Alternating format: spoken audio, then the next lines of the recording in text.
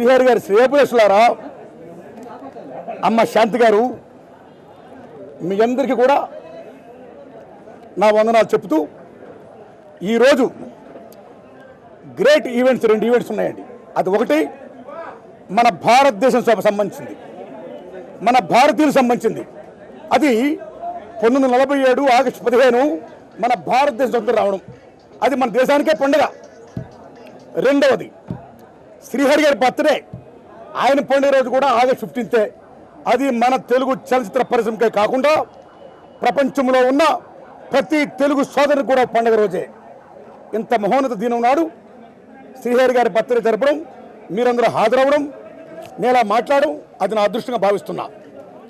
ఏంటి శ్రీహరి గారి గొప్పతనం? వాట్ ఈజ్, ఆయన చాలా గొప్ప యాక్టర్. ఓకే, చాలామంది గొప్ప యాక్టర్ ఉన్నారు. ఆయన చాలా గొప్ప నిర్మాత, డబుల్ ఓకే, చాలామంది ఉన్నారు గొప్ప నిర్మాతలు.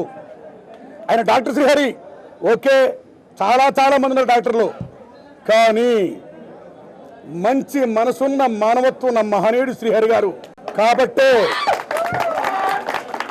కాబట్టే ఆయన్ని మనం సెల్యూట్ చేయాలి. ఇలాంటి పుట్టినరోజు పండుగలైనా నిండు నూరేళ్ళు జరుపుకోవాలని, ఆ దంపతులు కలకాలం వర్ధిల్లాలని, అలాగే శ్రీహరి గారు ఇప్పుడు చేస్తున్న ఏ మంచి పనులు అయితే ఉన్నాయో ఆ మంచి పనుల్ని కొనసాగించాలని హృదయపూర్వకంగా నేను కోరుకుంటున్నా. మిత్రులారా, శ్రీహరి గారు చేస్తున్న కోణాలు ఏమిటి, గొప్ప పనులు ఏంటి? కొన్ని విలేజ్ దత్తు తీసుకున్నాడైనా, ఆయా ఊళ్ళకి నీరు సరఫరా చేస్తున్నాడైనా, మంచినీళ్ళు, ఆయా ఊళ్ళకి స్కూల్ పెట్టిస్తున్నాడు, ఆయా ఊళ్ళకి ఆ పిల్లకాయలకి విద్యాబుద్ధుల కోసం పుస్తకాలు, పలకలు, పెన్సిళ్ళు, వాటర్ ఎవ్రీథింగ్ సప్లై చేస్తున్నాడైనా.